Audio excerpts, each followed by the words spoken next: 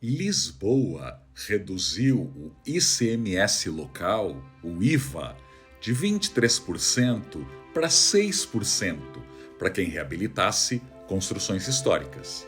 Isentou do imposto de transações imobiliárias e ainda permitiu a construção dessas discretas coberturas para aumentar o tamanho da área construída dessas edificações.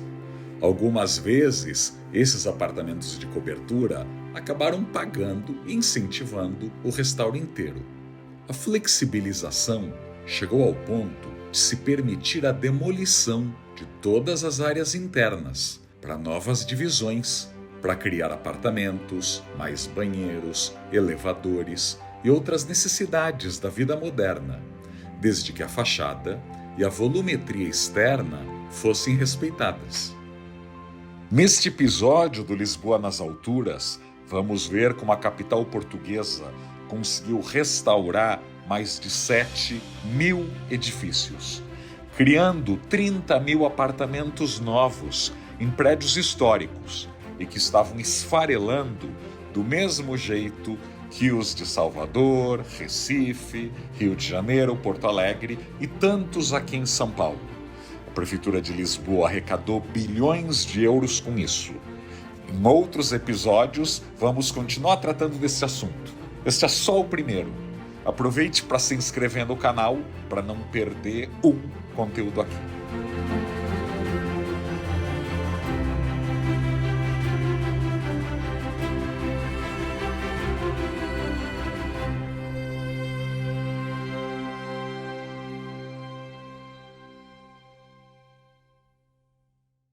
Esta antiga fábrica, 1921, abriga hoje 160 apartamentos. Só a fachada foi preservada. Permitiram demolir todos os interiores. Esta aqui também. 2 fábricas, hoje tudo é apartamento. O Palácio Chiado, do século XVIII, virou restaurante, bar e balada, preservando muita coisa, mas com várias atualizações permitidas. Já o picadeiro de equitação do século XIX não foi considerado importante e se calculou que não teria viabilidade econômica, uma grande reforma para virar hotel. A demolição foi autorizada e virou este Memo Príncipe Real, com arquitetura marcante de Samuel Torres de Carvalho. Dentro do prédio antigo é importante, e quem tomba tudo muitas vezes não consegue preservar nada. Os lisboetas não caíram nessa. No Brasil, muitos e muitos proprietários ou herdeiros de imóveis históricos acham que o imóvel é uma dor de cabeça. Se forem tombados, uma roubada. Ninguém quer mexer, o restauro é caríssimo, muita burocracia e quem sabe 5 anos depois a obra nem começa. Aqui em Lisboa, até o mercado imobiliário já descobriu que história é um valor agregado. Sim, não tem arquiteto, decorador, marca de moda que dê o status de um grande imóvel histórico cheio de passagens, de experiências para contar. Neste prédio aqui, na Praça Dom Pedro IV, o nosso Dom Pedro I, que mudou de título quando voltou a Portugal, nesta praça tão importante, até o restauro do prédio tem aqui a propaganda da história, as fotos antigas, como o prédio era no passado e o mau estado em que ele se encontrava. Para muitos preservacionistas no Brasil, às vezes um prédio antigo e largado fica invisível, mas se alguém quer investir, surgem aí 1000 problemas, 1000 poréns. É que eles já descobriram que melhor restaurar do que deixar cair aos pedaços. Nesse mantra que as 3 gestões do Partido Socialista aqui em Lisboa seguiu, primeiro se investe e melhora muito o espaço público, que os investidores virão. Olha a praça, a qualidade desse banco aqui que eu estou sentado, e aí veio o hotel, e vieram os restaurantes, e vieram os investimentos. Muitas vezes em Recife, João Pessoa, no Rio de Janeiro, até em São Paulo. O BNDES ou a Caixa Econômica, com toda boa intenção, restauram prédios históricos, mas o entorno continua zoado como sempre e nada muda. Em São Paulo, sabemos bem gastaram-se milhões restaurando palacetes, prédios e museus na região da Luz, no Parque Dom Pedro, no Anhangabaú e no Brás, sem mudar em nada a vizinhança. Preferimos restaurar os Correios, construir a Praça das Artes, o Catavento, o Mercado Municipal, a Estação Júlio Prestes e tantos outros prédios históricos, mas sem mudar o entorno.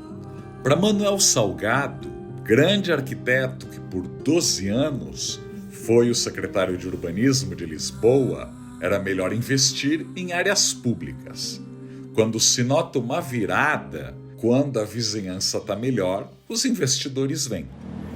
A Prefeitura de Lisboa foi bastante flexível para poder ressuscitar milhares de imóveis que estavam apodrecendo.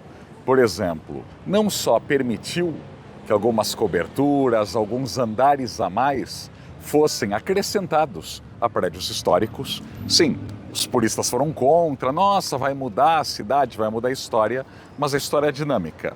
Melhor com essa cobertura, bem feita, bem projetada por arquitetos locais, do que simplesmente deixar esses prédios caírem. Os dois lados serão ganhando. A prefeitura arrecadando mais, esse prédio foi ressuscitado e, veja só São Paulo, tem comércio no térreo, tem um restaurante de saladas.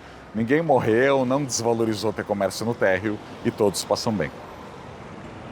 Aqui, por exemplo, foram bem permissivos nas aberturas do antigo cinema e teatro, que devia ser uma caixa e muito fechada, porque para fazer apartamentos tem que ter mais janela e mais luz. Então algumas paredes aqui foram demolidas, criaram ali todas aquelas janelas um pouco recuadas da fachada e aqui do lado também, mais janelas e mais apartamentos. E acreditem, ninguém morreu. Ao contrário de deixar cinemas caindo, apodrecendo, como é tão comum em São Paulo, aqui deixaram algumas reformas e olha, é um art déco esplendoroso.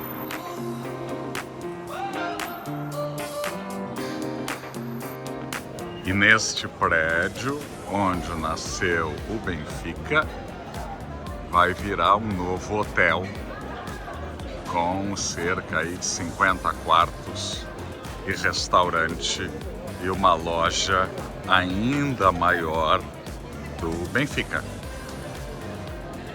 Um prédio que esteve fechado por muitos anos e em mau estado. Miguel, como você encontrou esse prédio? Nós, quando entramos na recuperação do prédio, ele estava praticamente destruído. Tivemos que fazer as lajes e a estrutura toda de madeira nova, o telhado novo e todo o interior do prédio foi novo. E aqui a vista do Boêmio, no Largo de São Domingos.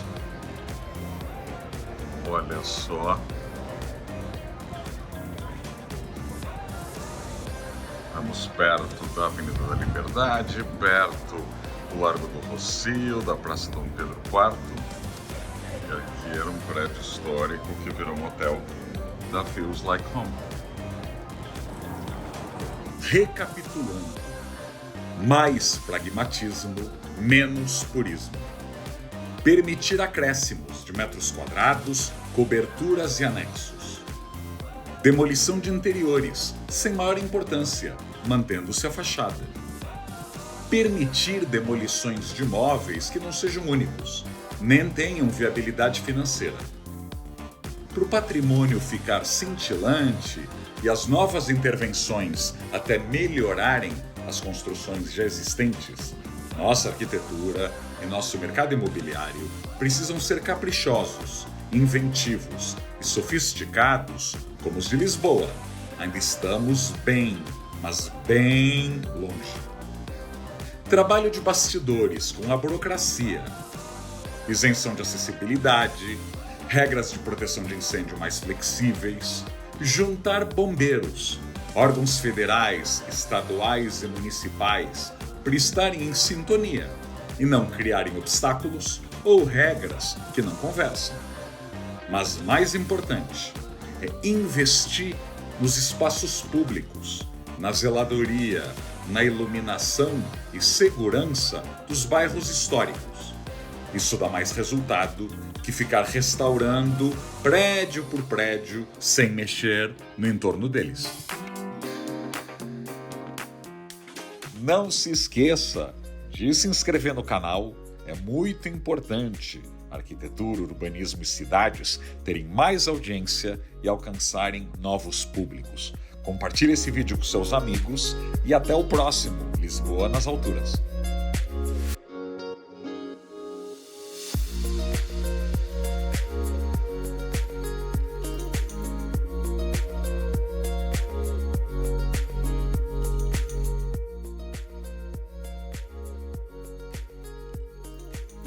Portanto, nós fizemos este plano todo em 2008, foi aprovado em 2008, e a partir deste plano, faltam-me aqui fotografias, porque fizemos um jardim aqui, que foi pago pelos investidores que fizeram este empreendimento.